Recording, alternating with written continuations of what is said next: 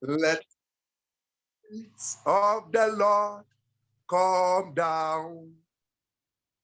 Let the Spirit of the Lord come down.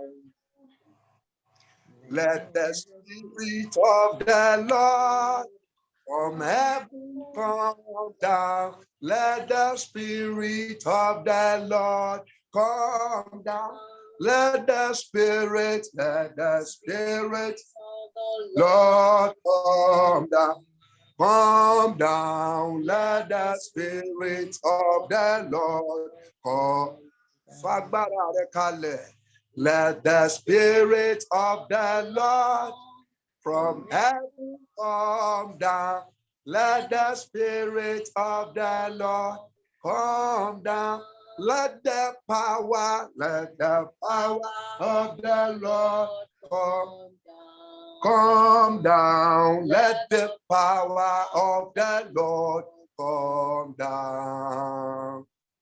Let the power of the Lord from heaven come down. Let the power of the Lord come down.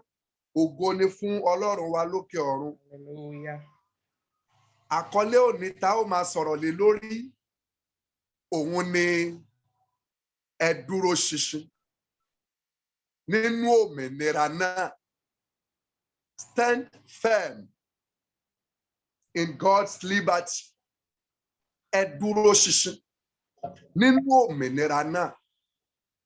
Àkọ́kọ́ nǹkan tó rọ̀ mọ́ ọ̀rọ̀ yìí, ọ̀rọ̀ tó kọ́kọ́ rọ̀ mọ́ sọ wípé ẹ dúró ṣinṣin is a word of commandment.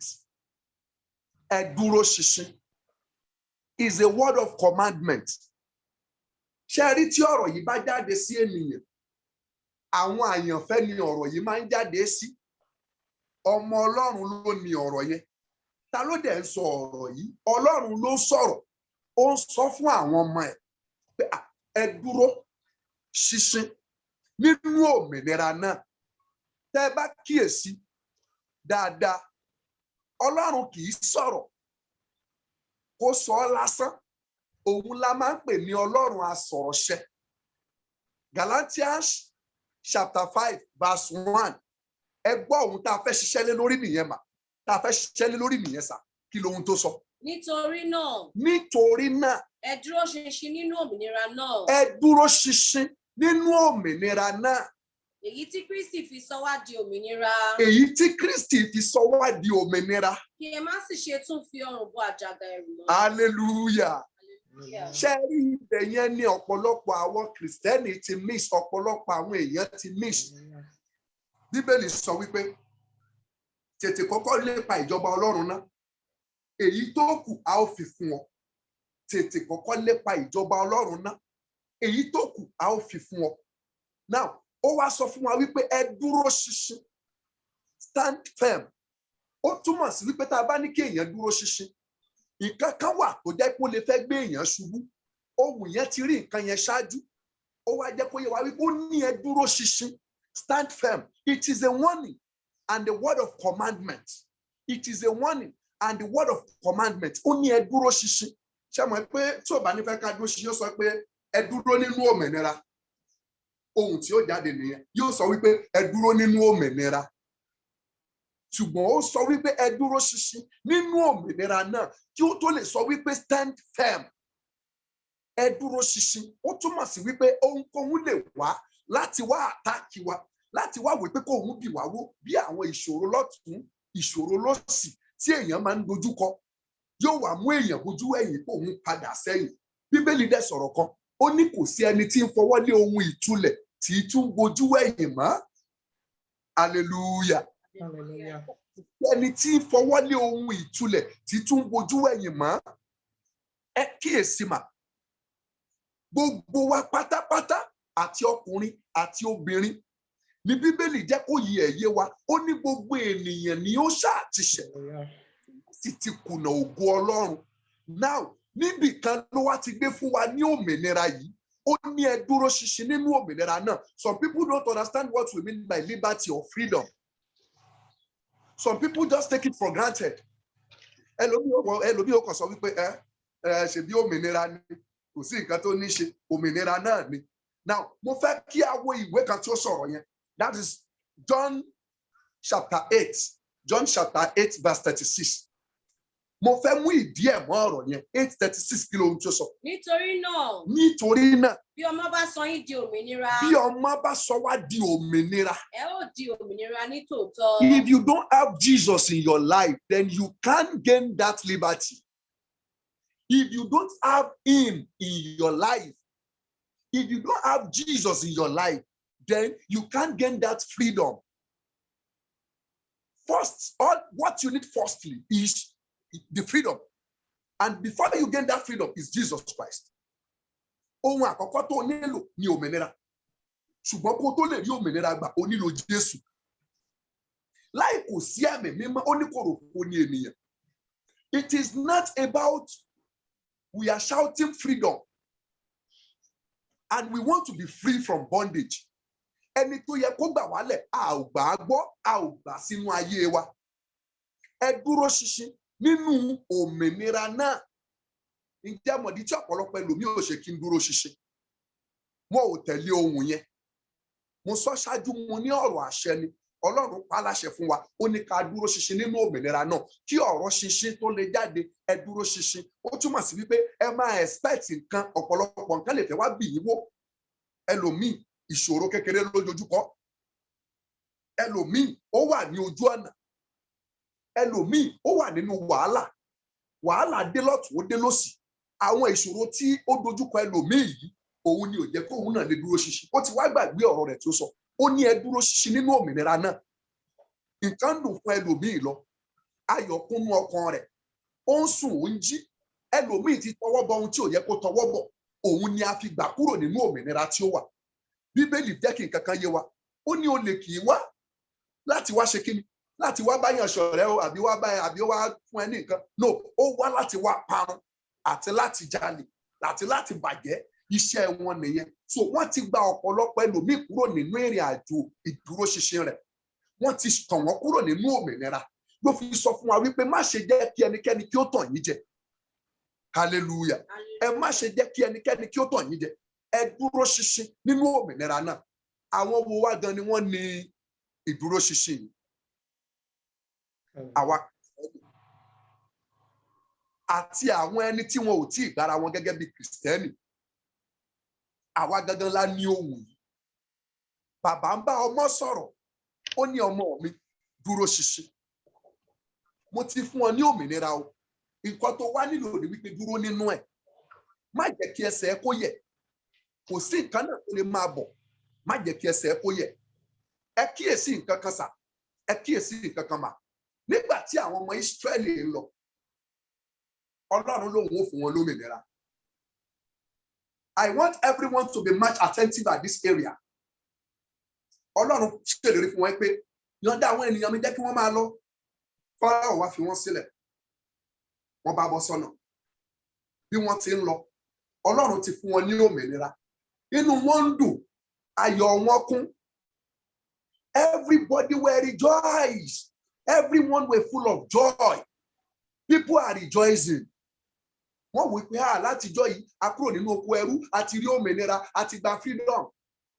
Ṣùgbọ́n wọ́n gbàgbé ohun tó sọ wípé ẹ máa lọ. Inú wọn ti dùn kọjá ààyè. Ṣèbọ̀ Ọlọ́run ló sọ pé kí wọ́n kúrò ńbẹ̀. Ọlọ́run tó sọ̀rọ̀ yìí ò lè pa náà, kò lè pa wọ́n. Ọlọ́run tó sọ̀rọ̀ yìí kò lè ṣe nǹkan tí ò dá fáwọn ọmọ ẹ̀. Òun ló sọ pé àkókò tó mo fẹ́ gbà yín, ó dẹ̀ fún wọn lómìnira. Kì í ṣe Fáráò ló fún àwọn ọmọ Ísírẹ́lì lómìnira. Ọlọ́run ló fún Ísírẹ́lì ní òmìnira. Torí Fáráò ṣetán láti yọ̀ǹda wọn láti máa lọ. Ọlọ́run gangan ló fi ọwọ́ agbára bá Fáráò jà ní Fáráò fi yọ̀ǹda. So Ọlọ́run ló fún Ísírẹ́lì lómìnira, kì í ṣe Fáráò. Ibi tẹ́ máa ti gbé mọ̀ pé kì í ṣe Fáráò ní wípé èèyàn ò ní fún ẹ lómìnira tán kó tún fẹ́ gbà ẹ́ padà. It's not possible. Nígbà tí Ọlọ́run gbà lọ́wọ́ wọn tó gba àwọn ọmọ Ísírẹ́lì kúrò lọ́wọ́ Fáráò, ó fún wọn lómìnira. Fáráò wá wò pé rárá òun ò yọ̀ǹda òmìnira fún yín sẹ̀. Kí ló ṣẹlẹ̀ sí mi? Ṣé nǹkan ṣe mí ni? Ta ló fi nǹkan ṣu mi lójú? How come? Ó tún wá bẹ̀rẹ̀ sí ní lépa wọn. Ṣùgbọ́n gbà táwọn ọmọ Ísírẹ́lì dé etí òkun. That is where I'm going to. Bí wọ́n ṣe dé etí òkun. wọ́n wá wọ̀ tí wọ́n wò sí lọ́kàn wọn bá pín sí méjì. Wọn ò mọ nǹkan tó kàn láti ṣe mọ́. Wọ́n ti dé ibẹ̀ yìí, wọ́n ti gbàgbé ohun àkọ́kọ́ tó sọ fún wọn wípé ẹ jáde kúrò ní ilẹ̀ ẹrú, ẹ kúrò lábẹ́ ẹrú sì, ẹ jáde máa lọ sílẹ̀ ìlérí tí mo yàn fún yín. Wọ́n ti gbàgbé ohun àkọ́kọ́ yẹn. Nígbà tó dé tí òkun lọ́kàn wọn bá bàjẹ́, wọn ò wá mọbi tí wọn ò bá yà sí. Bàbá bẹ̀rẹ̀ sí ní sọ̀rọ̀ sí Mósè. Mósè náà ọkàn ẹ̀ bàjẹ́ bí etí òkun la dé yìí. Fáráò lẹ́yìn, òkun ń bẹ níwájú. Fáráò lẹ́yìn, òkun ń bẹ níwájú. Ó kọjú sí Fáráò, ẹ̀yìn ló kọ sí, ó kọjú sí Ísírẹ́lì, òkun gbẹ wọn sì kọjá. Ẹ̀yìn ló kọ sí Fáráò tó fi gbógun lọ. Fáráò lẹ́yìn o, òkun ń bẹ níwájú. Ísírẹ́lì bára rẹ̀ nínú ogun. Ó kọjú sí Ísírẹ́lì, òkun gbẹ wọn sì kọjá. Ẹ̀yìn ló kọ sí Fáráò tó fi bómi lọ. Ẹ kíyèsí ibẹ̀ yẹn. Ọ̀pọ̀lọpọ̀ àwọn ènìyàn ń bẹ ń bẹ.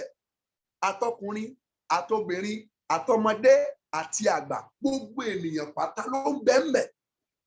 Ọ̀pọ̀lọpọ̀ àwọn ènìyàn ni wọ́n bẹ̀rẹ̀ sí ní kùn sí Mósè.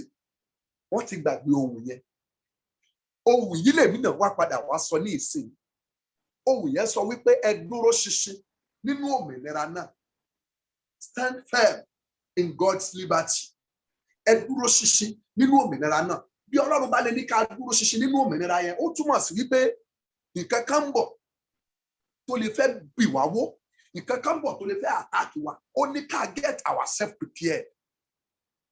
Hallelujah. Ó ní ẹ múra sílẹ̀, ẹ dúró ṣinṣin nínú rẹ̀. Nǹkan tó máa ń bá Kristẹni jàṣẹ mọ́, dáàdì mọ́mì, òun ní ìgbàgbé. A tètè máa ń gbàgbé ọ̀rọ̀ Olúwa. Ọlọ́run sọ fún wa. Ó sọ wípé tètè kọ́kọ́ lépa ìjọba ọ̀run náà, èyí tó kù a ó fi fún ọ. Ǹjẹ́ mọ̀ nǹkan táwọn èèyàn ṣe? Àwọn èèyàn ò lépa ìjọba Ọlọ́run. Wọ́n gbé ìjọba Ọlọ́run sẹ́yìn. Èyí tó kù tí Ọlọ́run sọ yẹn, bí owó, bí ilé, bí ọrọ̀, bí ọmọ, bí ìyàwó, bí ọkọ, òun ni àwọn wá gbé síwájú. Wọ́n wá gbé ìjọba Ọlọ́run sí ẹ̀yìn. Ẹni bá dẹ̀ máa rí òmìnira, ẹni tó fẹ́ ní òmìnira yìí, ẹ mọ ohun tó nílò láti ṣe. Àkọ́kọ́, ó ní láti pa òfin Ọlọ́run mọ́. Ọ̀pọ̀lọpọ̀ ìránṣẹ́ Ọlọ́run ò dúró nínú òfin Olúwa mọ́. Ọ̀pọ̀lọpọ̀ Kristẹni wọn ò pa òfin Olúwa mọ́.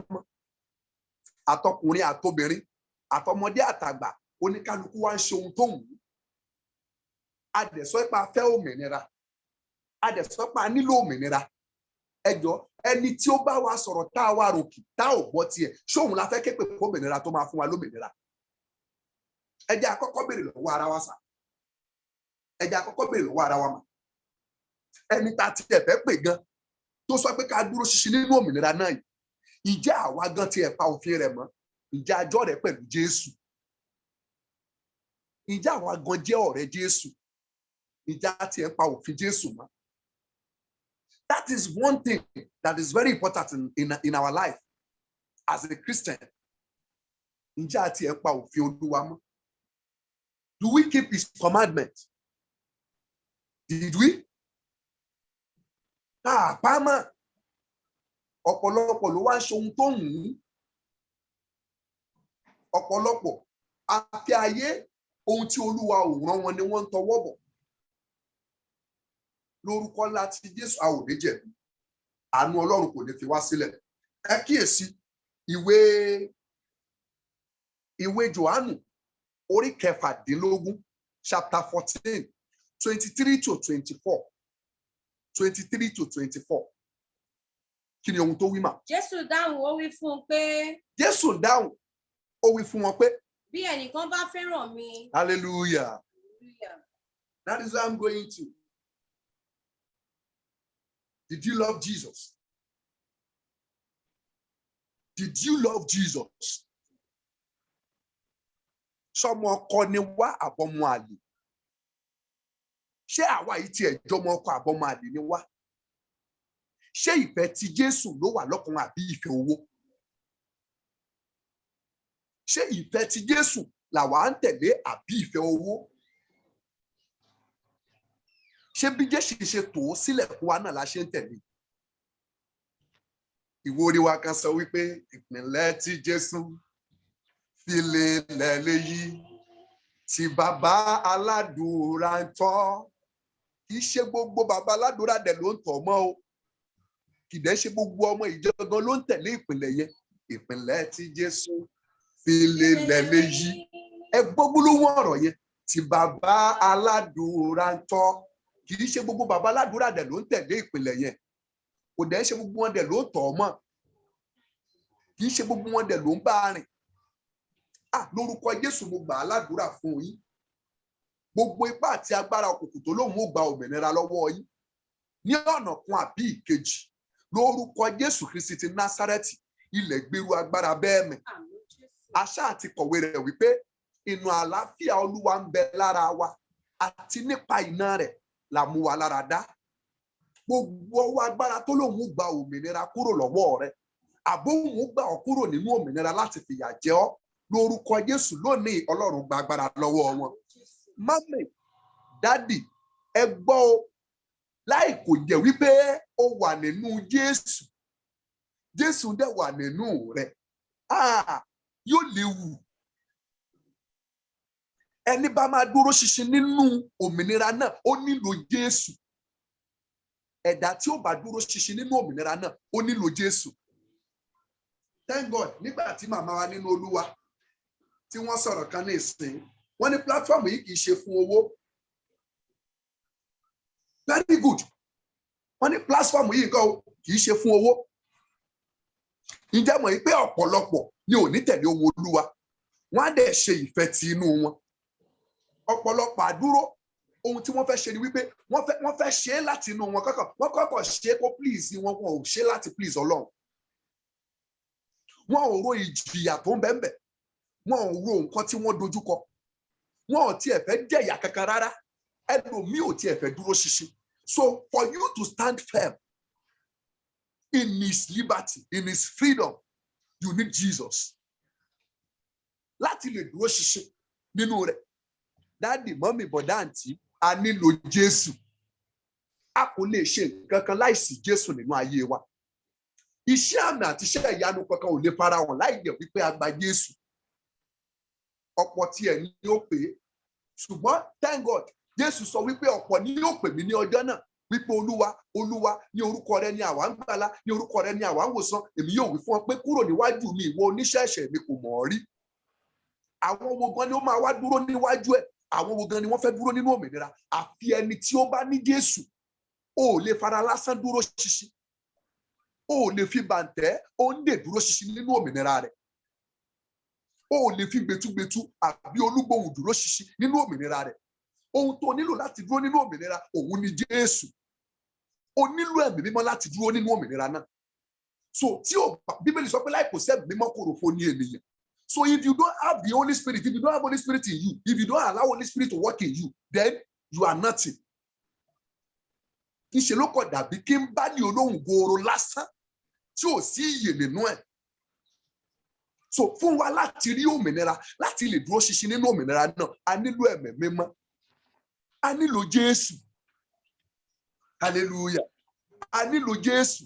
Now, John 14:23-24. 23 yẹn bẹ̀rẹ̀ láti bẹ̀rẹ̀ kí ló wù mà. Jésù dáhùn. Ó dáhùn. Ó sì wí fún un pé bí ẹnìkan bá fẹ́ràn mi. Bí ẹnìkan bá fẹ́ràn mi. Yóò pa ọ̀rọ̀ mi mọ́. Yóò pa ọ̀rọ̀ mi mọ́. Bàbá mi yóò sì fẹ́ràn rẹ̀. Praise God. Díẹ̀ ma. God bless you ma. Now, ó ní bí ẹnikẹ́ni bá fẹ́ràn mi, yóò pa ọ̀rọ̀ mi mọ́. Ọ̀rọ̀ mi ni o, yóò pa ọ̀rọ̀ mi mọ́. Kò ń ṣe mi Jeremáyà o, ó ń sọ nípa ọ̀rọ̀ ara rẹ̀. Jésù ń sọ nípa ara rẹ̀. Ó ní yóò pa ọ̀rọ̀ Jésù mọ́. Now, ọ̀rọ̀ wo wá ni Jésù sọ fún wa? Ẹ padà lọ sí Galatians chapter 5:1. Bí ẹnikẹ́ni bá fẹ́ràn mi, yóò pa ọ̀rọ̀ mi mọ́. Most of Christians did not keep this word. Wọ́n neglect yẹ. Wọn ò bá ọ̀rọ̀ yẹn ṣiṣẹ́ pọ̀ mọ́. Kí ni ohun tó sọ mà? Nítorí náà. Ọ̀rọ̀ rẹ̀ nìyẹn o, nítorí náà. Ẹ dúró ṣinṣin nínú òmìnira náà. Hallelujah. Ọ̀rọ̀ rẹ̀ nìyẹn. Ẹ dúró ṣinṣin nínú òmìnira náà. Tó bá ti find it difficult láti dúró ṣinṣin nínú òmìnira rẹ̀, ó jẹ́ pé o ò ní Jésù nìyẹn. Nǹkan ṣo tó lè fi dúró nínú òmìnira rẹ̀, òun ni kó béèrè fún. Òun ni kó jẹ́ káyé rẹ̀ ṣàfẹ́rí rẹ̀. Bí ayé rẹ̀ ò bá ti ní Jésù, ò lè dúró ṣinṣin. Bó o bá ti aláwẹ̀ mímọ́ kó gbénú rẹ̀ ṣiṣẹ́, then you are nothing. Hallelujah. Hallelujah. Kí lohun tó sọ? Bàbá mi yóò sì fẹ́ràn rẹ̀. Bàbá mi yóò sì fẹ́ràn rẹ̀. Àwa A ti padà sínú ìwé Jòhánù 14 yẹn bẹ́ẹ̀ yẹn. Ó ní bí ẹnikẹ́ni bá fẹ́ràn mi, yóò pa òfin mi mọ́.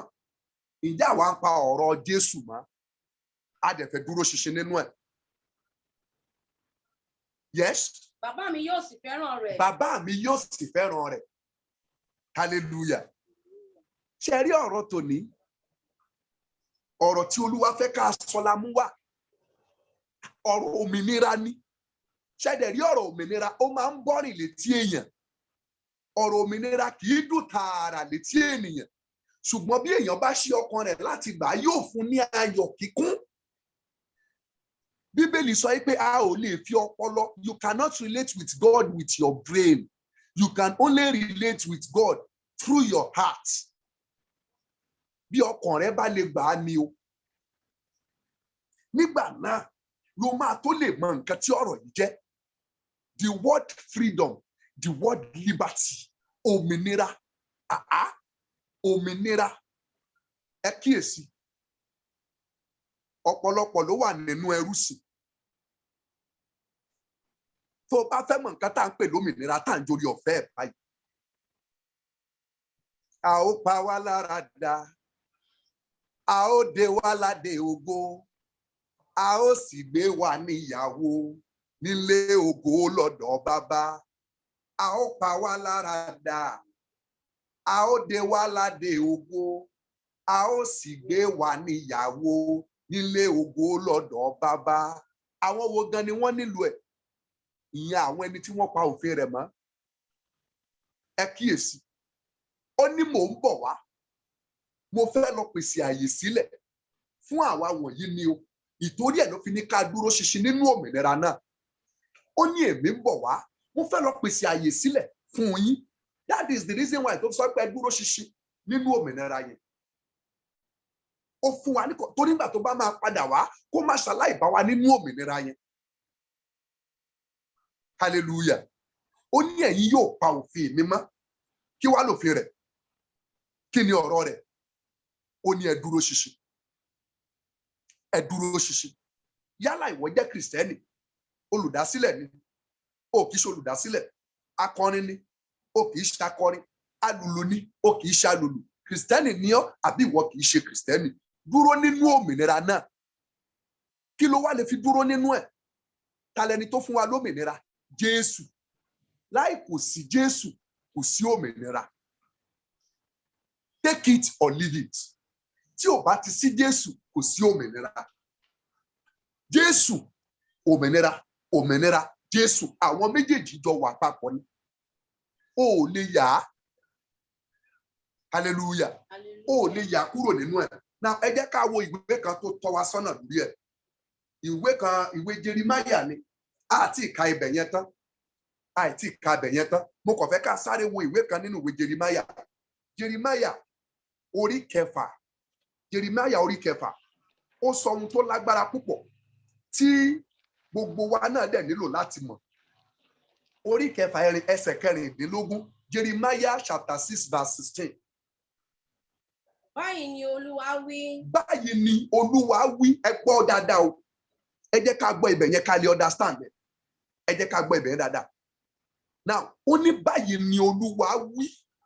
Yes. Ẹ dúró ní ojú ọ̀nà. Hallelujah.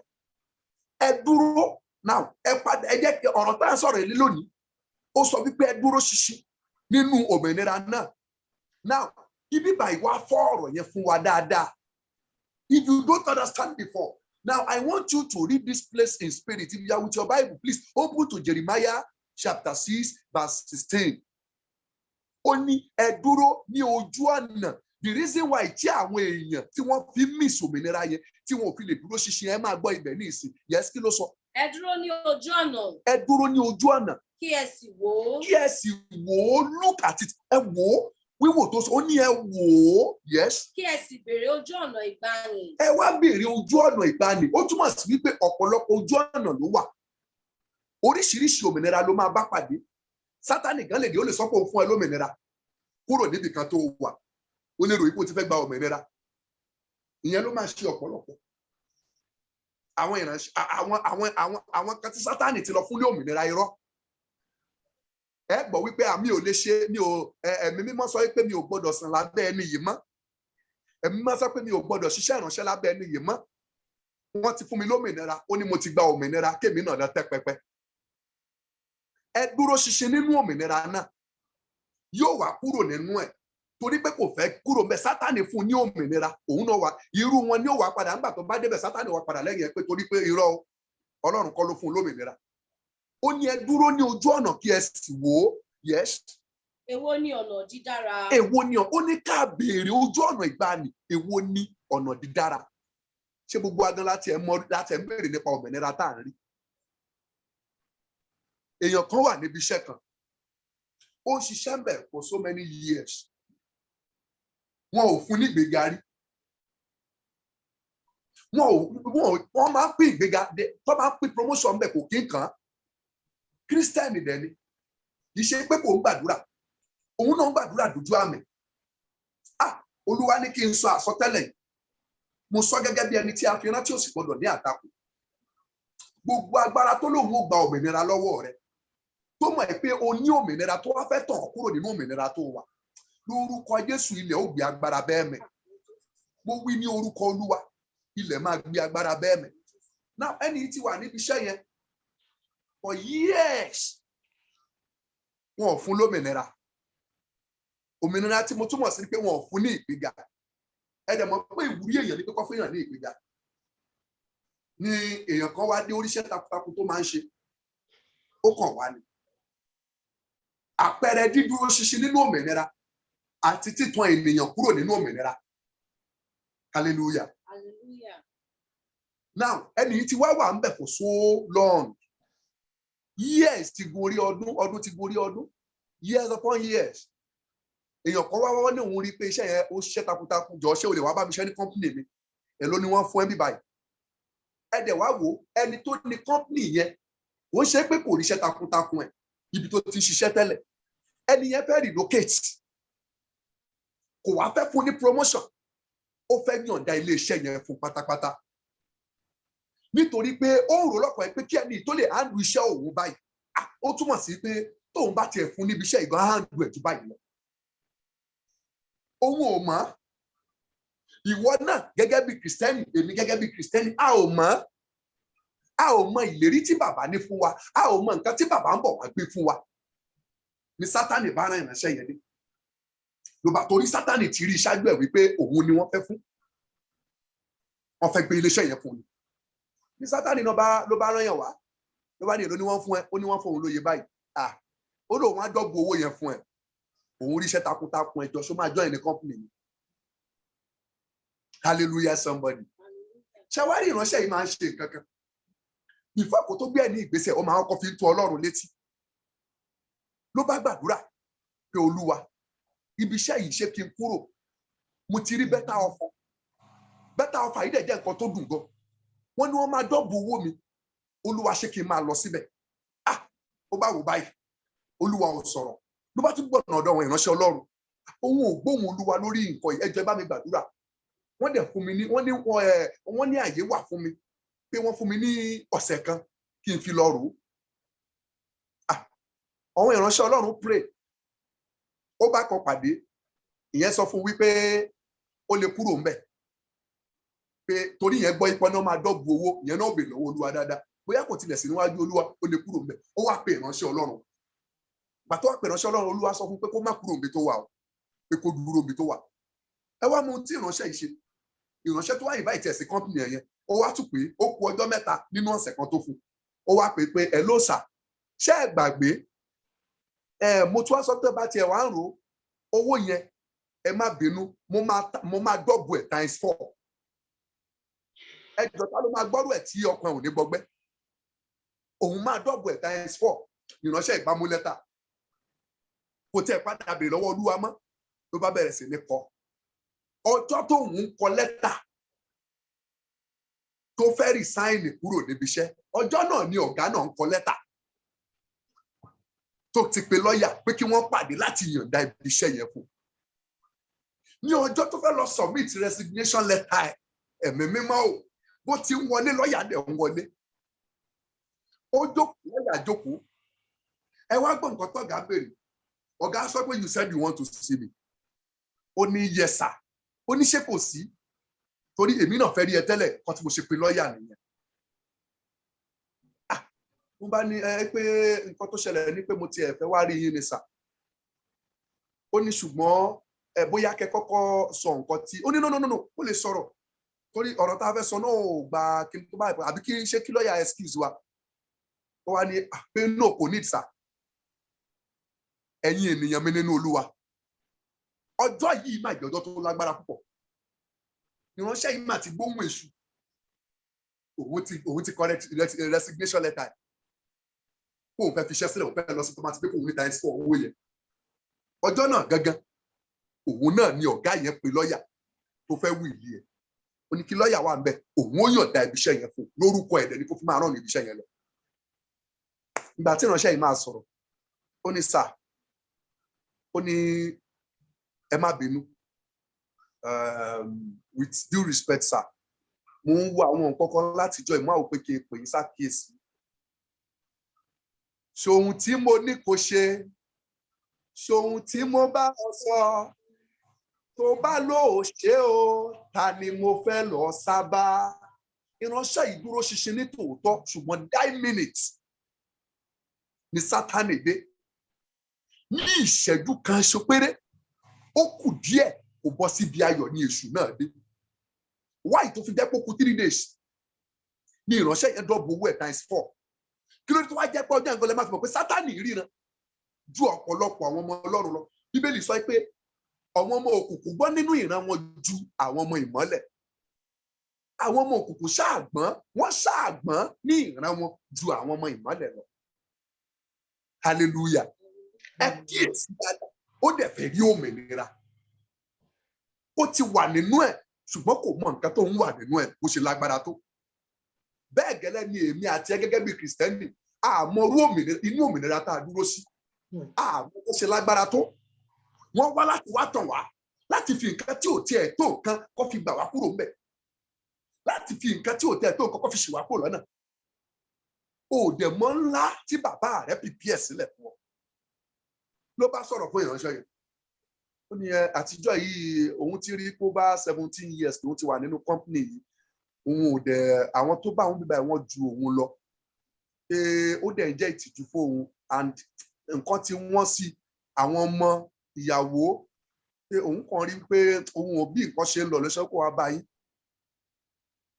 pé ẹ jọ̀ọ́ gbogbo ẹ tẹ́ bá mọ̀ pé ẹ lè ṣe ó bẹ ọ̀gá yẹn ní tòótọ́ lòun ṣe ní kó òun wá rí yín ẹ wá gbọ́ nǹkan tí ọ̀gá yẹn sọ fún ọ̀gá yẹn sọ fún ó sọ wípé ṣé ẹ ti rò dáadáa ṣá torí mo rántí ọjọ́ kan nígbà tí ẹ máa wọ company yìí ohun tẹ́ ẹ sọ fún mi ni wípé gbogbo ìgbésẹ̀ tẹ́ bá ń gbé ẹ máa ń béèrè lọ́wọ́ Ọlọ́run ẹ má bínú ṣé ẹ ti béèrè lọ́wọ́ Ọlọ́run dáadáa praise God hallelujah ọ̀rọ̀ yìí wá jẹ́ nǹkan tó lágbára fún ó ní wẹ́ẹ́ ó ní kò sí problem ó ní nǹkan tẹ́ ẹ sọ sílẹ̀ yìí ṣèbí àti fowó kún owó iṣẹ́ ni ṣé kò jù bẹ́ẹ̀ lọ àbí kí nìkan tó wà lọ́kàn yín gangan ó bá ní òun ti rí better offer níbì kan ẹ̀mí mímọ́ ó lóun ti rí better offer níbì kan òun mú yín gẹ́gẹ́ bí bàbá òun mú yín gẹ́gẹ́ bí ọ̀gá gẹ́gẹ́ bí ẹbí better offer níbì kan òun gẹ́gẹ́ bí wá wá sí ilé ìgbà ó wá ní kó fóun ní 20 minutes ìyẹn ọ̀gá yẹn ló sọ bẹ́ẹ̀ bí kò lọ dúró òun níta lọ̀gá àti lọ́ọ̀yà bá sọ̀rọ̀ ọ̀gá sọ pé wẹ́ kò sí nǹkan tóun fẹ́ ṣe bóun ṣe jáde ní 20 minutes ìyẹn ó déta ó ní Olúwa mo pè yín títí ọ̀gá mi tún béèrè lọ́wọ́ mi wípé ṣé mo ti béèrè lọ́wọ́ yín mo béèrè ẹ ò sọ nǹkan kan ẹni tí mo lọ bá ó ní kí n dúró kí n má kúrò. Ẹ gbọ́ ohun tó gbọ́. Olúwa sọ pé kó fa lẹ́tà yẹn ya. Olúwa ní kó fa ìwé yẹn ya. Kó dẹ̀ tẹ́ bá pò. Nígbà tó débẹ̀, ẹ gbọ́ nǹkan tí àwọn ẹni tó wà nínú ilé sọ, àtọ̀gá àti lọ́ọ̀yà bá sọ wípé ẹ jẹ́ kó padà wọlé, ẹ jẹ́ kó ṣe nǹkan tó bá fẹ́ ṣe. Nígbà tó wọlé, ọ̀gá wọn sọ pé you free. Kí lẹ wá fẹ́ ṣe báyìí nísìnyí? Ṣé ẹ ti mú lẹ́tà wá? Ó dẹ̀ kó lẹ́tà yẹn jáde. Ó ní mo ti fa lẹ́tà yẹn ya sà. I will continue working with you. Hallelujah. Hallelujah. I will continue working with you, sir. Ọ̀gá yẹn wá sọ fún. You are not going to be working with me again. Yes. You now company. That is why I call my lawyer. Gbogbo bó ṣe ń ṣe ni mò ń wò. Gbogbo ìwà rẹ ni mò ń wò. Ìwé Revelation yẹn fi sọ wípé èmi ń bọ̀ kọ́ká. Èrè mi sì ń bẹ pẹ̀lú mi láti san fún olúkúlùkù gẹ́gẹ́ bí iṣẹ́ rẹ̀ yóò ti rí. Ìbá ṣe rere, ìbá ṣe búburú. Tó bá wá fẹ́ gba òmìnira yìí, tó fẹ́ dúró nínú òmìnira yẹn. Ìtàn yìí kí ló kọ́ wa? Ó kọ́ èmi àti rẹ bá a ti ń ṣe, bá a ti wà nínú òmìnira yẹn. Ǹjẹ́ à ń dúró tì? Ǹjẹ́ à ń tẹ̀lé bí? Lórúkọ Jésù, àánú Ọlọ́run kò ní fi wá sílẹ̀. Orí ọ̀fẹ́ Ọlọ́run kò ní padà lẹ́yìn wa. Ó ní ẹ béèrè ojú ọ̀nà ìgbàanì. Yes. Èwo ni ọ̀nà dídára? Èwo ni ọ̀nà dídára? Kí ẹ sì rìn níbẹ̀. That is Jeremiah 6:16. Kí ẹ sì rìn níbẹ̀. Ẹ rìn níbẹ̀. Ẹ rìn níbẹ̀ ló sọ kò ní pé ká yẹ sílẹ̀. Yes. Ẹ̀yin yóò sì rí ìsinmi fún ọkàn. Ẹ̀yin yóò sì rí ìsinmi tó túmọ̀ sí òmìnira fún ọkàn yín. Ṣùgbọ́n wọ́n wí pé. Ẹ wá gbọ́ nǹkan tí wọ́n sọ, ṣùgbọ́n àwọn wòlíì gbogbo àwọn Kristẹni wá sọ pé wọ́n ló ti pẹ́ jù. Òmìnira yìí ti pẹ́ jù. It's too boring. Ìkíní kan is too boring. This thing is too boring. Kíní kan. Ṣùgbọ́n àwọn wí pé. Àwa kì yóò rìn. Àwa ò ní rí. Hallelujah. Wọ́n láwọn ò ní rí. Now, God sent me to you. He sent me to you. Ó ní kí n wí fún wa pé ẹ jẹ́ ká dúró ṣinṣin nínú òmìnira rẹ̀. Lórúkọ ńlá tí a ò ní ṣubú lójú ọ̀nà náà. That is John, in conclusion, John 14:23-24. Jésù dáhùn ó sì wí fún un pé. Yes. Bí ẹnìkan bá fẹ́ràn mi. Bí ẹnikẹ́ni bá fẹ́ràn Jésù. Yóò pa ọ̀rọ̀ mi mọ́. Màmá mi Adéyẹmí, bí ẹnikẹ́ni bá fẹ́ràn Jésù, yóò pa ọ̀rọ̀ Jésù mọ́. Bàbá mi yóò sì fẹ́ràn rẹ̀.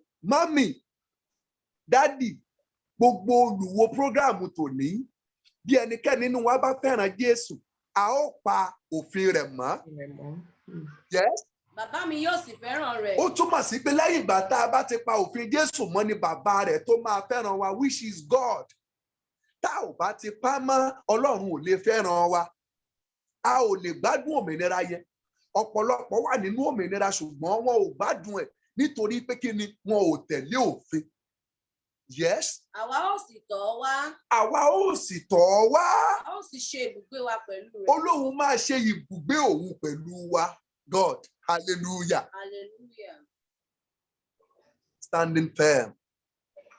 Ìdúró ṣinṣin. Yes. Ẹni tí kò fẹ́ràn mi. Ẹni tí ò bá wá fẹ́ràn Jésù. Ni kò pa ọ̀rọ̀ mi mọ́. Kò pa ọ̀rọ̀ rẹ̀ mọ́. Ọ̀rọ̀ tí ẹ̀yin gbọ́ kì í sì ṣe ti èmi. Ọ̀rọ̀ tí ẹ wá ń gbọ́ lẹ́nu èmi Jeremiah lónìí kì í ṣe tèmi o. Ṣùgbọ́n ti bàbá tí ó rán mi. Ti bàbá tó rán mi ni. Torí ohun tó ní ká sọ̀rọ̀ lé lórí gan-an, òun náà la sọ yìí. Ẹ dúró ṣinṣin nínú ọ̀rọ̀ náà. Ẹ dúró ṣinṣin nínú òmìnira rẹ̀. Lórúkọ ńlá ti Jésù, a ò ní jẹ̀bi. Àánú Ọlọ́run fi wá sílẹ̀. Orí ọ̀fẹ́ Ọlọ́run ò ní ká kúrò lórí wa. Mo fẹ́ kí a gba àdúrà kan kí a tó gbàdúrà sí orí omi yìí. Àdúrà àkọ́kọ́ tí mo fẹ́ ká gbà rí. Gbogbo agbára àti ipá tó ṣiṣẹ́ lòdì sí òmìnira mi. Lónìí, Olúwa ṣe ìparun wọn. Gbogbo agbára àti ipá tó ṣiṣẹ́ lòdì sí òmìnira mi. Lónìí, Ọlọ́run ẹ ṣe ìparun wọn. Gbogbo agbára àti ipá tó ṣiṣẹ́ lòdì sí òmìnira ọmọ mi, tó ṣiṣẹ́ lòdì sí òmìnira ọkọ mi, tó ṣiṣẹ́ lòdì sí òmìnira aya mi, tó ṣiṣẹ́ lòdì sí òmìnira iṣẹ́ mi, lónìí Olúwa ṣe ìparun wọn. Gbogbo agbára àti ipá tó ń ṣiṣẹ́ lòdì sí òmìnira ilé mi, Olúwa ẹ ṣe ìparun wọn lónìí. Lónìí Olúwa ẹ ṣe ìparun wọn. Ní àkókò yìí ẹ ṣe ìparun wọn. Ní ìṣẹ́jú yìí ẹ ṣe ìparun wọn. Ní wákàtí ẹ ṣe ìparun wọn. ní àkókò ẹ ṣe ìparun wọn Jésù Olúwa wa. Àmín. Kejì rèé, àdúrà ẹlẹ́ẹ̀kejì sọ wípé ọwọ́ tó dá Ahasuerisi ọba láàmú nítorí Mọ́dékáì, ọwọ́ tó dá Ahasuerisi ọba láàmú nítorí Mọ́dékáì. Mi ò mẹ́ni tó ní àdúrà yìí, mi ò mẹ́ni tàdúrà ìtọ́sí. Ọwọ́ tó dá Ahasuerisi ọba láàmú nítorí Mọ́dékáì lọ dá aláàánú mi láàmú nítorí mi lónìí. Hallelujah. Ọwọ́ tó dá Ahasuerisi ọba láàmú nítorí Mọ́dékáì lọ dá aláàánú mi láàmú nítorí mi lónìí. Ẹ jẹ́ kó rántí mi ṣe mí lóore. Ọwọ́ tó dá Ahasuerisi ọba láàmú nítorí Mọ́dékáì lọ dá aláàánú mi láàmú nítorí mi kó ṣe mí lóore. Gbọ́ dáadáa o, kì í ṣe pé Ọlọ́run pa Ahasuerisi ọba lára o. Dídá aláàánú rẹ̀ láàmú kò ṣe pé òun pé kó pa á lára. Rárá o, Ọlọ́run dá Ahasuerisi ọba láàmú kò lè sùn kò lè wo nítorí Mọ́dékáì nítorí ó fẹ́ gbé e ga. Ọwọ́ tó dá Ahasuerisi ọba láàmú nítorí Mọ́dékáì lọ dá aláàánú mi láàmú nítorí mi kó ṣe mí lóore. Dá láàmú nítorí mi kó ṣe mí lóore. Lórúkọ Jésù Kristi Olúwa wa ni a gba àdúrà. Àdúrà tí ó gbẹ̀yìn ká tó gbàdúrà sórí omi tá a gbé kalẹ̀. Olúwa ràn mí lọ́wọ́ láti parí ẹ̀ dáadáa. Àwọn kan bẹ̀rẹ̀ wọn ò parí ẹ̀ dáadáa. Olúwa ràn mí lọ́wọ́ láti lè parí ẹ̀ dáadáa. Lọ́wọ́ láti parí ẹ̀ dáadáa. Ẹ kú ẹ̀ dáadáa. Àwọn kan bẹ̀rẹ̀ dáadáa wọn ò parí ẹ̀ dáadáa. Àkárìíra lọ́rùn ló já jù. Kò yẹ káfáyé yìí ṣáárí mọ́. Kárìíra lọ́rùn ló já jù. Kò yẹ káfáyé yìí ṣáárí mọ́. Jésù pè ọ́, ọ̀rẹ́ máa bọ̀. Asán làdùn ayé, ohun gbogbo á dópin. Jésù pè ọ́, ọ̀rẹ́ máa bọ̀. Asán làdùn ayé, ohun gbogbo á dópin. Bàbá mi pè ọ́, ọ̀rẹ́ máa bọ̀. Asán làdùn ayé, ohun gbogbo á dópin. Olúwa ẹ ràn mí lọ́wọ́ láti parí ẹ̀ dáadáa. Olúwa láti parí ẹ̀ dáadáa. Ẹ ràn ilé mi lọ́wọ́ láti parí ẹ̀ dáadáa. Òmìnira tí èmi nílò wọ́n fi parí ìrìn àjò yìí dáadáa. Olúwa ẹ yọ̀ǹda rẹ̀ fún mi. Òmìnira tí ilé mi nílò tí wọ́n fi parí ìrìn àjò yìí dáadáa. Olúwa ẹ yọ̀ǹda rẹ̀ fún mi. Òmìnira tí ilé mi nílò tí wọ́n fi parí ìrìn àjò yìí dáadáa. Olúwa ẹ yọ̀ǹda rẹ̀ fún mi. Òmìnira nílò láti parí ìrìn àjò yìí dáadáa. Olúwa ẹ yọ̀ǹda rẹ̀ fún mi. Lónìí Ọlọ́run ẹ yọ̀ǹda rẹ̀ fún mi. Lọ́wọ́ yìí Olúwa ẹ yọ̀ǹda rẹ̀ fún mi. Ní àkókò yẹ yọ̀ǹda rẹ̀ fún mi. Ní ìṣẹ́jú yẹ yọ̀ǹda rẹ̀ fún mi. Olúwa jẹ́ kí n parí ẹ̀ dáadáa. Olúwa ràn mí lọ́wọ́ láti parí ẹ̀ dáadáa. Mo fẹ́ kó gba àdúrà yìí dáadáa. O lè má gba àwọn ìyókù yẹn dáadáa. O lè má ní ìtumọ̀ sí ọ. Ṣùgbọ́n dáàdì mọ́mì mo fi ìyọ́nú Ọlọ́run bẹ̀ yín. Ẹ jẹ́ ká gba àdúrà ilé yìí dáadáa. Even after this program, you can choose it as your prayer point as well. Lórúkọ Jésù, Olúwa ẹ ràn mí lọ́wọ́ láti lè parí ẹ̀ dáadáa. Ọlọ́run ràn mí lọ́wọ́ láti lè parí ẹ̀ dáadáa. Olúwa ẹ ràn mí lọ́wọ́ láti parí ẹ̀ dáadáa. Eré ìje mi nínú ayé ẹ ràn mí lọ́wọ́ láti parí ẹ̀ dáadáa. Gbogbo àwọn tí wọ́n bá ràn lọ́wọ́ tó parí ẹ̀ dáadáa, gbólóhùn yìí máa ń fọ̀ sí wípé káàbọ̀ ìwọ ọmọ ọ̀dọ̀ rere. Olúwa ẹ ràn mí lọ́wọ́ láti parí ẹ̀ dáadáa. Lórúkọ Jésù ẹ ràn mí lọ́wọ́ láti parí ẹ̀ dáadáa. Ní orúkọ Jésù ẹ ràn mí lọ́wọ́ láti lè parí ẹ̀ dáadáa. Ní orúkọ Jésù ẹ ràn mí lọ́wọ́ láti lè parí ẹ̀ dáadáa. Jésù Olúwa wa. Àmín. Ìwé John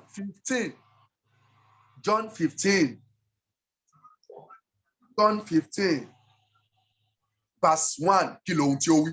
Èmi ni àjàrà tó tọ́. Èmi ni àjàrà tòótọ́. Bàbá mi sì ni olùṣọ́gbà. Bàbá mi sì ni olùṣọ́gbà. Gbogbo ẹ̀ka nínú mi tí kò bá so èso. Gbogbo ẹ̀ka nínú mi tí ò bá wá so èso. Òun á mú kúrò. Òun la ó mú kúrò. Gbogbo ẹ̀ka tí ó bá sì so èso. Gbogbo ẹ̀ka tó bá sì so èso. Òun á wẹ̀ ẹ́ mọ́. Òun ó sì wẹ̀ ẹ́ mọ́. Kí ó lè so èso. Kí ó lè so èso sí i. Now, nínú òmìnira tá a gbé wàyí náà, ohun tá a nílò nìyẹn. Gba Jésù ní Olúwa àti olùgbàlà rẹ. Láìsí Jésù kò sí òmìnira. If you don't have Jesus in your life, you can't enjoy that freedom. Jésù nínú ayé rẹ, o ò lè enjoy òmìnira yẹn. Gbọ́gbólóhùn ọ̀rọ̀ tó ní kí n sọ fún ọ yìí o, òun náà dẹ̀ ló kẹ́yìn ọ̀rọ̀ náà. Láìsí Jésù nínú ayé rẹ, o ò lè enjoy òmìnira yẹn o. Wàá kàn máa wà nínú òmìnira. Wọ́n á kàn máa rí ẹ bí Kìrìsìtẹ́nì, ṣùgbọ́n aṣọ á máa pọ́n, ìyà á máa jẹ́. Ọlọ́run ò promise wa ní ìyà. Kò promise àwọn ọmọ ẹ̀ lóṣì. Kò promise àwọn ọmọ ẹ̀ ní ìyà. Ó fún wa ní òmìnira ni, kò sọ pé a máa jẹ ìyà, ṣùgbọ́n tó o bá ti ní Jésù nínú ayé rẹ yóò difficult fún ọ láti enjoy òmìnira yẹn. All you need is Jesus. All you need is Jesus. So accept him now as your Lord and Savior.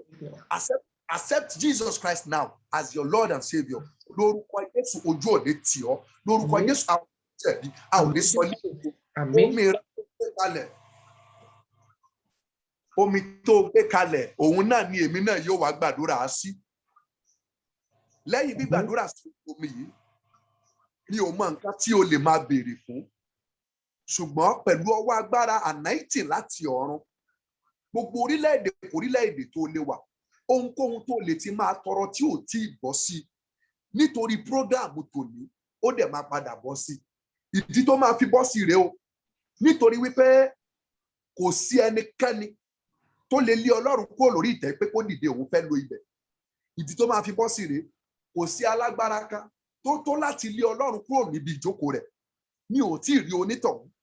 Ìdí tí ọ̀rọ̀ tó ti ń bèrè máa fi wá sí ìmúṣẹ ni wípé mi ò tí ì rí ẹni tó máa ṣí adé kúrò lórí Elédùmarè. Ẹ jẹ́ ká mú omi yẹn dání, ká dẹ̀ gba àdúrà yìí sínú ẹ̀. Olúwa, ẹ sọ omi ọwọ́ mi di ẹ̀jẹ̀. Olúwa, sọ omi mi di ẹ̀jẹ̀. Ẹ sọ omi di ẹ̀jẹ̀ tó gbórí òkè Káfárì ìṣàn. Ẹ sọ omi ọwọ́ mi di ẹ̀jẹ̀ Jésù. Omi ọwọ́ mi di ẹ̀jẹ̀ Jésù.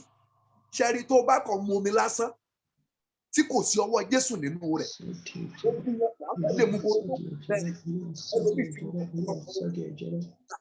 Mo fẹ́ kí wọ́n máa sọ sínú ẹ̀. Ẹ sọ omi Jésù. Káfárì ìṣàn. Ẹ̀jẹ̀ Jésù ti kú tipẹ́. Irọ́ ni ta ló sọ bẹ́ẹ̀ fún mi Jésù. Jésù wá sì wà láyé. Ẹ̀jẹ̀ rẹ̀ dẹ̀ sì ń sàn. Ojú ọgbẹ́ yẹn ò máa gbẹ. Ojú ọgbẹ́ yẹn sì wà ń bẹ̀. Ẹ̀jẹ̀ rẹ̀ dẹ̀ sì ń sàn. Mo fẹ́ kí wọn náà ó máa sọ. Ẹ sọ omi yìí di ẹ̀jẹ̀ yín. Ẹ̀jẹ̀ Jésù parapọ̀ pẹ̀lú omi yìí. Ẹ̀jẹ̀ Jésù darapọ̀ pẹ̀lú omi yìí. Ẹ̀jẹ̀ Jésù parapọ̀ pẹ̀lú omi yìí. Ẹ̀jẹ̀ Jésù darapọ̀ pẹ̀lú omi yìí. Ẹ̀jẹ̀ Jésù darapọ̀ pẹ̀lú omi yìí. Ẹ̀jẹ̀ Jésù darapọ̀ pẹ̀lú omi yìí. Lórúkọ Jésù, mo sọ omi yìí di ẹ̀jẹ̀ Jésù. Ẹ̀jẹ̀ Jésù darapọ̀ pẹ̀lú omi yìí. Olúwa sọ di ẹ̀jẹ̀ rẹ̀. Olúwa darapọ̀ mọ́ mi. Olúwa ìpadà sọ di ẹ̀jẹ̀ rẹ̀.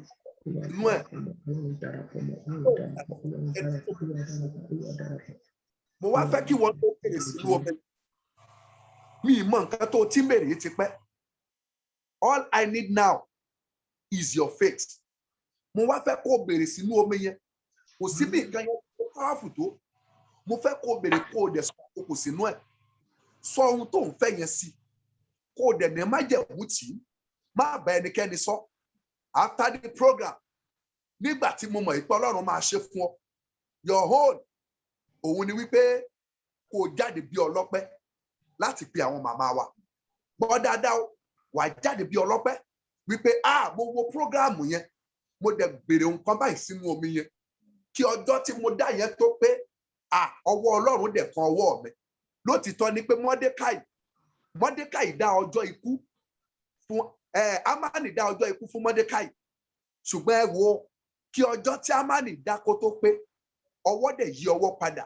Dípò ikú, ìyè ni Mọ́dékáì rí. Kí ọjọ́ tí Ámánì dá kó tó pé, Ọlọ́run dẹ̀ yí ọwọ́ yẹn padà. Dípò ikú, ìgbéga la fi bẹ̀ẹ́ wò. Ẹ jẹ́ káwa náà béèrè ohun tá à ń fẹ́ sínú omi yẹn. Kẹ́ni sọ, ìwọ kò béèrè nǹkan tó ń béèrè, ìwọ tó fẹ́ ni kò béèrè sínú ẹ̀. Mi mọ nǹkan tó lè máa pa ọ́ lẹ́kún ní kọ̀kọ̀. Ohun tó jẹ́ ẹ̀gbọ́n ọkọ̀ fún ọ. This is what the Lord said. Olúwa sọ pé òun yóò bá àwọn ènìyàn pàdé. Ohun tó ń pa wọ́n lẹ́kún, òun fẹ́ fún wọn ní òmìnira lórí ẹ̀. Ohun tó ń dùn wọ́n lọ́kàn, òun fẹ́ fún wọn ní òmìnira lórí ẹ̀. Mi ò wá mọ nǹkan tí wọ́n náà ti ń bá Ọlọ́run sọ tó ń pa ọ́ lẹ́kún, but mi ò fẹ́ kó o sunkún mọ́ bí ẹkún yẹn sẹ́gbẹ́ kan. Wá béèrè sínú omi yẹn báyìí. Béèrè sínú omi yẹn ohun tó ń fẹ́ kó ṣẹlẹ̀. Máa béèrè, ó kàn ní ìṣẹ́jú méjì sí láti béèrè. Just 2 minutes. Béèrè sínú ẹ̀ 2 minutes láti béèrè sínú ẹ̀ dáadáa. Wá sọ àṣẹ sọ sínú ẹ̀. Ó béèrè. Connect your heart with God. Let God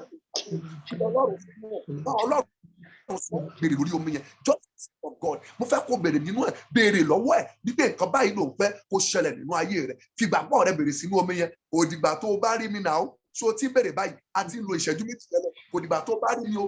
Kò dìgbà tí mo fẹ́. Jésù ò lọ sílé wọn. Balógun ọ̀run ó lọ bá Jésù. Ó ní ọmọ ọ̀dọ̀ mi ṣàìsàn ibà. Mo fẹ́ kó máa béèrè lọ ní. Ìwọ máa béèrè lọ torí mò ń sọ. kí ìwọ náà kó lè mọ tó fẹ́ ṣẹlẹ̀ báyìí. Jésù ò máa wọlé wọn. Jésù sọ fún balógun ọ̀run pé mò ń bọ̀. Balógun ọ̀run ní èmi ò yẹ lẹ́ni tí ìwọ ìbá wọ abẹ́ òrùlé rẹ̀. Aláṣẹ èmi náà máa sọ pé kéèyàn kan lọ, mo sì máa sọ pé kéèyàn kan wá. Ó ní sọ kìkì ọ̀rọ̀ kan, a ó sì mú ọmọ ọ̀dọ̀ mi lára dá. Jésù wò báyìí, ẹ mọ̀ tí Jésù sọ fún, ó ní máa lọ, ìgbàgbọ́ rẹ mú ọ lára dá. Lẹ́yìn ìgbà tí Jésù sọ kí balógun ọ̀run tó délé, ọ̀rọ̀ ti ṣáájú Jésù, ọ̀rọ̀ ti ṣáájú balógun ọ̀run délé, ọ̀rọ̀ ti mú ọmọ ọ̀dọ̀ rẹ̀ lára dá, ọmọ ọ̀dọ̀ rẹ̀ ló wá pàdé lọ́nà. Ó túmọ̀ sí pé ó ti dépò lórí àìsàn ibà. So kò dìgbà tí wọn náà bá rí wa, kò dìgbà tó bá fi ọwọ́ kan aṣọ wa, ibi tó wà yẹn náà, orílẹ̀-èdè tó ti ń wò ó, níbikíbi tó ti gbé ń gbọ́ ohùn yẹn, ọ̀rọ̀ yẹn fẹ́ ṣiṣẹ́ ń bẹ̀, ìwọ fún ara ẹ máa bèrè sínú ẹ̀, nǹkan tó fẹ́ kó ṣẹlẹ̀, mo fẹ́ kó máa bèrè ohun tó fẹ́ kó ṣẹlẹ̀, máa bèrè sínú ẹ̀ ohun tó fẹ́ kó ṣẹlẹ̀, bèrè báyìí, kò dìgbà tá a bá wá síbi tó wà, ìwọ kan máa bèrè fún omi yẹn, omi ìṣẹ́jú kan sí báyìí.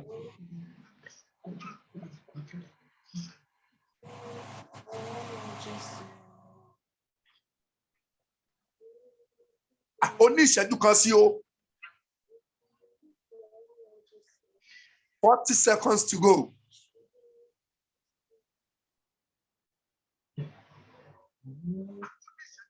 Minimum. 30 seconds more to go.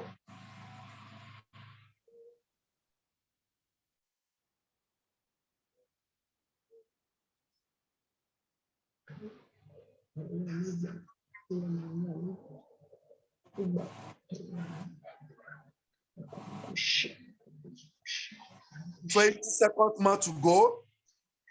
Béèrè dáadáa. Ohun tó jẹ́ bí ìṣòro yẹn máa bèrè sínú ẹ̀.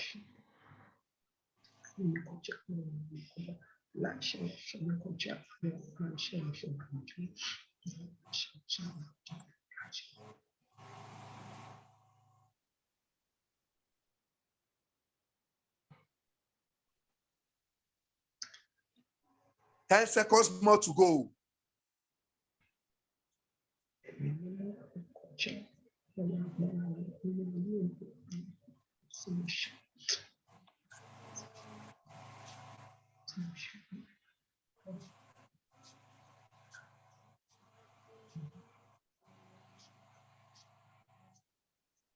Jésù Olúwa wa. Àmín, àmín, àmín lórúkọ Jésù.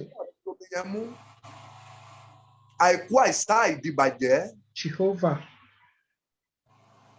Ọlọ́run tá a lé tá ò bá. Kábíyèsí Ọlọ́run. Ọba tó sọra rẹ̀ di iná tí ń jó gbogbo ayé tí ò sẹ́ni tó tó láti bomi pa. Ẹ̀mí mímọ́. Ọba tó sọra rẹ̀ di òjò tó ń pa gbogbo ayé tí ò sẹ́ni tó tó láti bùṣọ. Kábíyèsí Ọlọ́run. Yóò ti tọ́ ni mójòmójò a máa mú òjò. Ṣùgbọ́n ẹ̀dá tó máa mú ìrì kan ò tíì sí. Alágbára ayé lè dá òjò dúró. Ṣùgbọ́n ẹni tó máa dá ìrì pé kó má ṣẹ̀ dúró kò tíì sí àfiwọ́ Ọlọ́run. Ǹjẹ́ mo rán ọ̀rọ̀ jáde sínú gbogbo omi tá a gbé kalẹ̀ yìí? Ní orúkọ ńlá ti Jésù Kristi ti Násárẹ́tì, ohun gbogbo tá a gbèrè pátá, Olúwa kó gbé wọlé àṣẹ lọ. Àmín Jésù. Tó ti wù kó rí. Mi ò mọ ohun tó rí kankan lè béèrè. Ìwé mímọ́ sọ wípé ohunkóhun tí a bá béèrè ní orúkọ Olúwa la ó fi fún wa. A sì kọ́ wípé a fún wa ní orúkọ kan tó ju gbogbo orúkọ lọ. Orúkọ Jésù ní kí gbogbo àwọn kí ó sì máa jẹ́ pé Jésù ní Olúwa. Ǹjẹ́ mo wí ní orúkọ Jésù Kristi ti Násárẹ́tì, gbogbo ohunkóhun tí orí kankan wá ti béèrè sínú omi yìí lónìí, lórílẹ̀-èdè tá a lè wà, lórúkọ Násárẹ́tì, Olúwa kó gbé wọlé àṣẹ lọ. Àmín Jésù. Orí Bíbélì ní àwọn kan gbẹ́kẹ̀lé kẹ̀kẹ́, ẹlòmíràn gbẹ́kẹ̀lé ẹṣin. Àwa gbẹ́kẹ̀ wa lé Olúwa, wọ́n wólẹ̀ wọ́n sì wú, ṣùgbọ́n àwa dìde àwa dúró ṣinṣin. Mo wí ní orúkọ ọba tó láyé àti ọ̀run lórí ohun tá a béèrè sínú omi yìí, lórúkọ ńlá ti Jésù Kristi ti Násárẹ́tì, Olúwa kó ṣe é fún wa. Àmín Jésù. Ló wọ odò yẹn tí ń ṣe odò Bẹ́tísáídà, tí ń ṣe ojú ọgbẹ́ márùn-ún tí ń bẹ lára Jésù olùgbàlà. Mo wí ní orúkọ Bàbá, Ọmọ àti Ẹ̀mí Mímọ́. Ní orúkọ Jésù Kristi. Omi yìí. Ọba àwọn ọba. Tó ti béèrè sà, ẹ̀dùn ọkàn rẹ tó ti béèrè mà, ẹ̀dùn ọkàn rẹ tó béèrè bọ̀dá, ẹ̀dùn ọkàn rẹ tó àǹtí ìwọ tó ń wá àti ìwọ tó máa review lórúkọ Jésù Kristi ti Násárẹ́tì ohun gbogbo tẹ́ béèrè lónìí tí èmi àti yín béèrè lórúkọ Jésù Olúwa kó dá wa lóhùn ayọ̀ lórí Àmín rẹ̀. Jésù.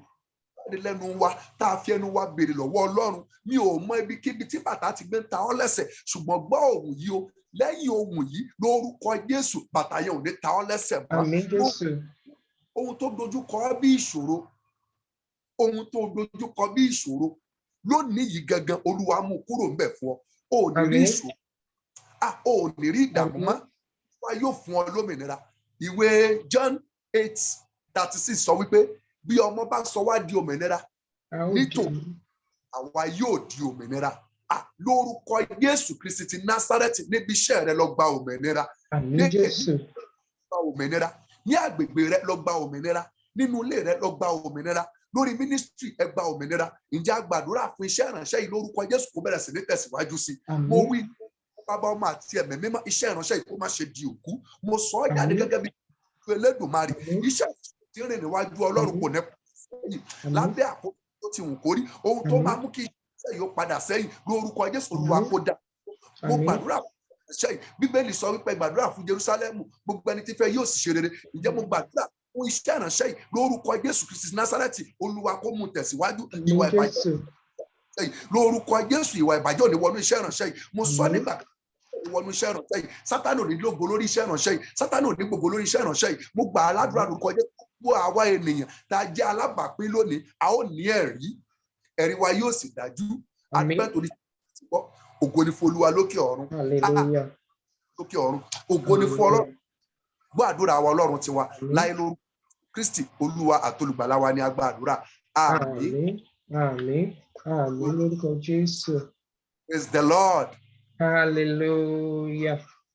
Orin kan ni mo máa ń kọ ó sọ wípé bólúwa bá ń lọ níwájú tí mo bá tẹ̀lé Jeremáyà ògèdè ayé kan kò lè ràn mí.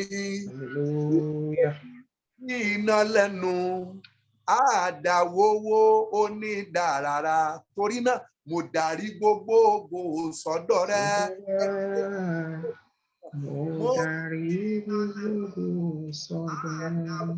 Olúwa àtolùgbàlà rẹ o Ọlọ́run mi láìsí Jésù kò sómìnira tó ń gbé ní ibi gíga bí Jésù bá ti dé òmìnira ti dé mo darí gbogbo ògo sọ́dọ̀ rẹ. Hallelujah. Gíga. Mo darí gbogbo ògo sọ́dọ̀ rẹ. Ògo ni fún Ọlọ́run. Bàbá Jeremáyà, ṣé ti ṣe tán ni? Bẹ́ẹ̀ ni mà. Ògo ni fún Ọlọ́run, ẹ ṣeun, mo dúpẹ́ o. God bless you, sir. I pray for more anointing upon your calling in the mighty name of Jesus. Amen, ma. Ògo Ọlọ́run tó ti hàn nínú ayé yín bàbá lórúkọ Jésù, Sátánì ò ní gbà sọnù lójijì. Mo gbàdúrà bàbá lórúkọ ti Jésù ẹ máa lọ láti ipá dé ipá. Mo gbàdúrà bàbá lórúkọ Jésù ẹ máa lọ láti inú ògo wọnú ògo tuntun ni. Iṣẹ́ ìránṣẹ́ yìí lórúkọ ti Jésù ó máa la gbogbo àgbáyé já. Mo gbàdúrà bàbá fún yín lónìí lórúkọ ti Jésù gẹ́gẹ́ bí ọ̀rọ̀ rẹ̀ nínú ìwé orin Dáfídì 18 verse 25. Ó sọ wípé fún aláàánú, ó ní ìwọ ò fi ara rẹ hàn fún bí aláàánú. Ó ní fún ẹni tó dúró ṣinṣin. Ó ní ìwọ ò fi ara rẹ hàn bí ẹni tó dúró ṣinṣin. Bàbá nítorí pé ẹ dúró ṣinṣin nínú ìgbàgbọ́, nítorí pé ẹ dúró ṣinṣin nínú òmìnira. Mo gbàdúrà fún yín bàbá lórúkọ ti Jésù. Ògo Ọlọ́run, ẹwà Ọlọ́run, ìgbéga Ọlọ́run yóò máa fọhùn sí nínú ayé yín. Bàbá kí oṣù yìí kó tó parí ẹ lọ kọ sílẹ̀. Testimony ńlá, testimony àgbàyanu, testimony tó máa yà àwọn ọ̀tá yín lẹ́nu lórúkọ ti Jésù. Ó yá, ó máa bẹ̀rẹ̀ sí ní ṣẹlẹ̀ láti ọjọ́ títọ̀la lọ nínú ayé yín. Bàbá lórí ministry yẹn, lórí àwọn ọmọ ìjọ lórúkọ ti Jésù ẹ ò ní fojú sunkún wọn. Ministry náà àwọn tó máa gbé sókè, àwọn tó máa ràn yín lọ́wọ́ nítorí pé ọ̀rọ̀ Ọlọ́run sọ wípé ọwọ́ ọ̀tún Olúwa ni àgbéga, ọwọ́ rẹ̀ máa ń ṣiṣẹ́ agbára.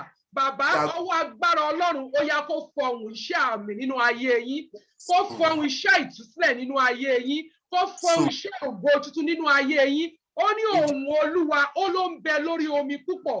Lórúkọ ti Jésù ohùn rẹ̀ ó yá kó fọhùn nínú ayé yín. ohun rẹ̀ kó ṣiṣẹ́ àmì nínú ayé yín. Mo dúpẹ́, mo gbé Ọlọ́run ga lórí ayé yín o. Lórúkọ ti Jésù, ẹ ò ní dààmú, ẹ ò ní fi ìbànújẹ́ parí oṣù yìí, ẹ ò ní fi ìbànújẹ́ parí ọdún yìí.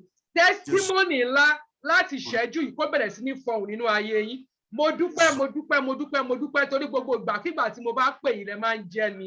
Èmi dẹ̀kọ́ lẹ̀ ń jẹ́ bí òṣè Ọlọ́run tó pè mí àti yín. Mo sì gbàdúrà pé lórúkọ ti Jésù, Ọlọ́run yẹn náà tá jọ ń ké pè á máa tẹ̀síwájú nínú ayé yín. Ẹ ò ní dààmú lórí ohunkóhun lórúkọ ti Jésù. Ẹ ní dààmú lórí ọmọ, ẹ ní dààmú lórí aya, ẹ ní dààmú lórí iṣẹ́ ministry yín. Tá bá rẹ́ni tó dúró tó sọ pọ́nà wo lẹ máa gbé gbà. Mo sọ tẹ́lẹ̀ kí ilé òní kó tó ṣú, Ọlọ́run máa pa wọ́n ni, Ọlọ́run máa já okùn ẹ̀mí wọn. Bàbá ó ti rí bẹ́ẹ̀, ẹ máa lọ nínú ògo, ẹ máa lọ nínú ayọ̀, ẹ máa lọ nínú ìgbéga. Jésù Olúwa wa, mo dúpẹ́ lọ́wọ́ yín, ẹ ṣeun. God bless you, sir. God bless you, sir. God bless you, sir. A ti gbọ́ bàbá wa ti súre, wọ́n ti sọ̀rọ̀ àṣẹ, wọ́n ti bá wa sọ̀rọ̀ ọ̀rọ̀ ìyànjú. Mo sì gbàgbọ́ pé lórúkọ ti Jésù, ọ̀rọ̀ yìí náà ó máa tún ayé wa ṣe. Ó máa ṣe iṣẹ́ àmì, iṣẹ́ àrà nínú ayé wa.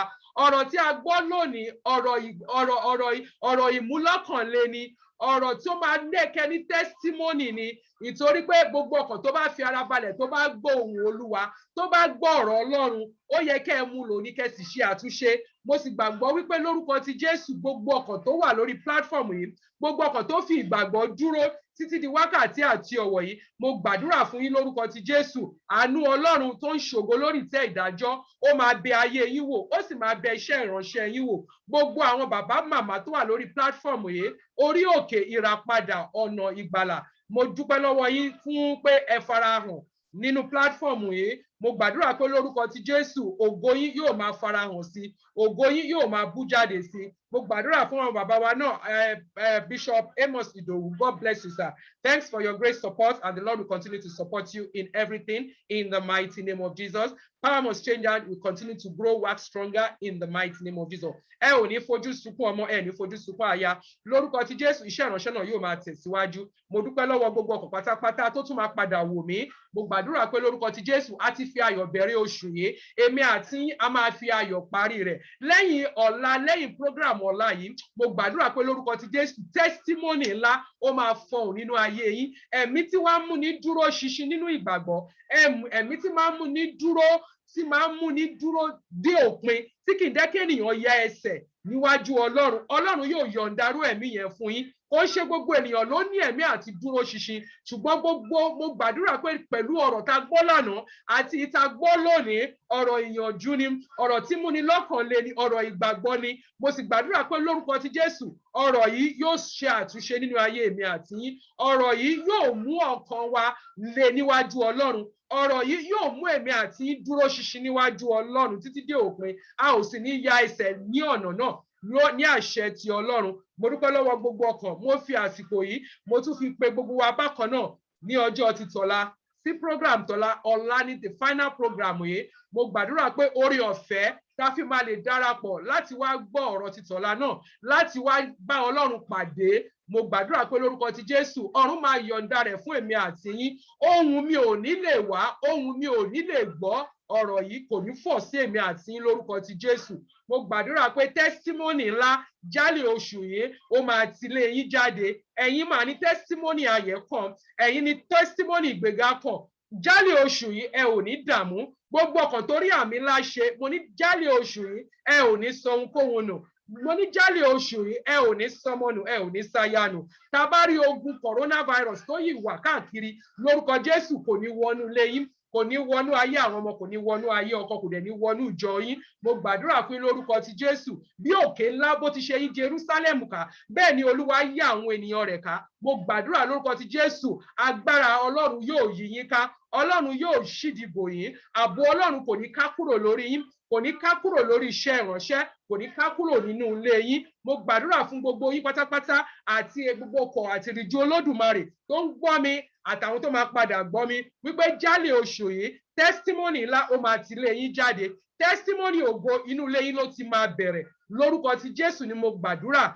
Ẹ ò ní dààmú mọ́, ojú ìgbàgbọ́ ò ní tì yín, ojú owó ò ní pọ́n yín, ojú ọmọ ò ní pọ́n yín. gbogbo ọkàn tó ń wojú Ọlọ́run fún ìdí kan àbí èkejì mo sọ tẹ́lẹ̀ sínú ayé yín bàbá wa ti gbàdúrà wọ́n ti sọ̀rọ̀ àṣẹ sínú omi èmi náà wá sọ̀rọ̀ àṣẹ náà bákan náà gẹ́gẹ́ bí ikọ̀ àtìrìjì Olódùmarè wípé lórúkọ ti Jésù bómi bá balẹ̀ ó máa ń nípa ni omi yìí tẹ́ gbé lọ́wọ́ tí bàbá wa ti gbàdúrà sí yìí lórúkọ ti Jésù ó máa nípa ayọ̀ nínú ayé yín ó máa nípa ayọ̀ nínú iṣẹ́ ìránṣẹ́ yín ẹ ò ní bọ́jọ́ ọlọ́jọ́ lọ o ẹ ò ní kúkú òjijì ọmọ àti aya ò ní kúkú òjijì ẹ ò ní rúgbé sọnù bí ò ṣe bí ọmọ lórúkọ ti Jésù ọ̀nà máa là fún yín jálè oṣù yìí ọ̀nà máa là fún yín tá a bá rí àwọn ọ̀nà tó ti dí ní oṣù tó kọjá mo sọ tẹ́lẹ̀ nípasẹ̀ prógráàmù yìí nípasẹ̀ gbogbo ọkàn tó ń gbọ́ tó sì rí àmì ṣe tó sì gbàgbọ́ nínú ìpè àwọn bàbá tó ń wo orí pílátífọ̀mù yìí mo ní gbogbo ọ̀nà tó bá ti dí lórúkọ ti Jésù Ọlọ́run máa lànà ọba tí ń lànà níbi tọ́nà kò gbé sí ó máa lànà ayọ̀ ó máa lànà ògo fún yín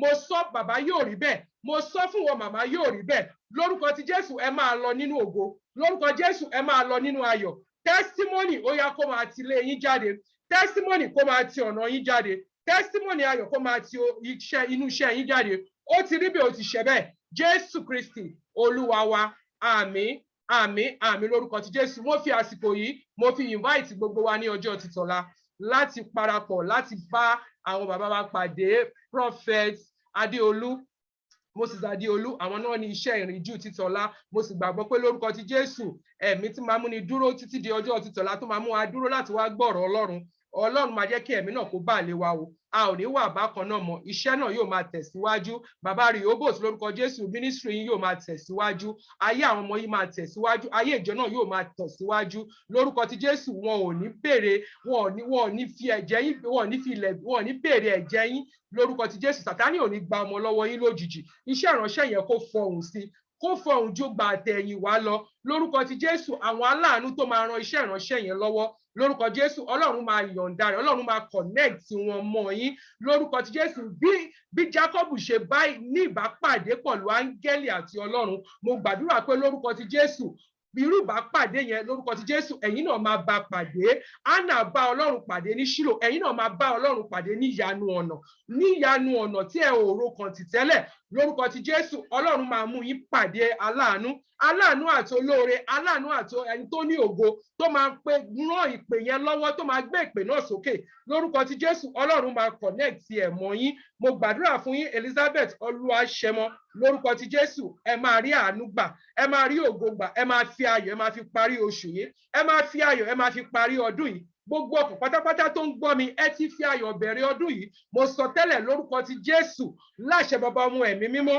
ẹ ti fi ayọ̀ bẹ̀rẹ̀ ẹ máa fi ayọ̀ parí rẹ̀ ẹ ò ní dààmú lórí ohunkóhun oṣù yìí máa wá pé yín o oṣù Júùnù oṣù kẹfà yìí ó máa pé yín ju oṣù tó kọjá lọ gbogbo ohun tẹ́ ẹ ti wá ṣe láṣetì ní oṣù tó kọjá sẹ́yìn nínú oṣù yìí gbogbo ẹ máa yọrí sí rere ni ipa tó nítorí ìdí tó fi máa yọrí sí rere ni pé ẹ dúró nínú òmìnira nítorí pé ẹ dúró ṣinṣin níwájú Ọlọ́run nítorí pé ẹ gbàgbọ́ nínú ìpè nítorí pé ẹ gbàgbọ́ lẹ ṣe wá sórí pílátífọ̀mù yìí nítorí pé ẹ ti gba Jésù gẹ́gẹ́ bí Olúwa àti Olùgbàlà nítorí rẹ̀ lọ́lọ́run ṣe máa ṣiṣẹ́ àṣepé nínú ayé yín ó sì máa rí bẹ́ẹ̀ ọwọ́ agbára Ọlọ́run máa kàn yín ọwọ́ agbára Ọlọ́run máa ṣiṣẹ́ àmì nínú ayé yín mo sọ ó ti rí bẹ́ẹ̀ kò yí padà mọ́ Jésù agbára wa àmín àmín àmín lórúkọ Jésù ẹ ṣeun mo dúpẹ́ sà mo dúpẹ́ mà God bless you all until we see tomorrow I say shalom it is well with everybody on this platform God bless you all.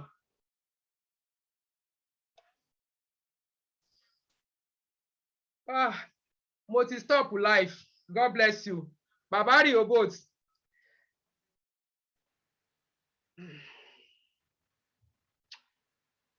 God bless you, sir. God bless you. God bless your ministry. Everybody, God bless you. The video, the live is off now. Mary Adetunji, God bless you for joining in. God bless you. It shall be well with you in the mighty name of Jesus.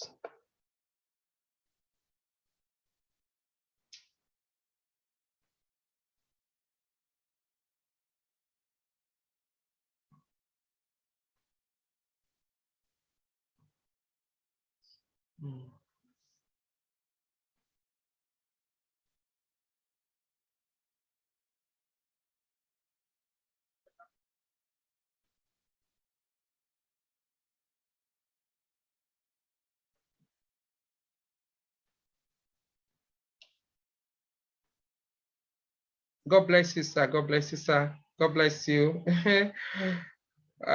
Daddy me, God bless you. God bless you for joining in. We're just rounding up.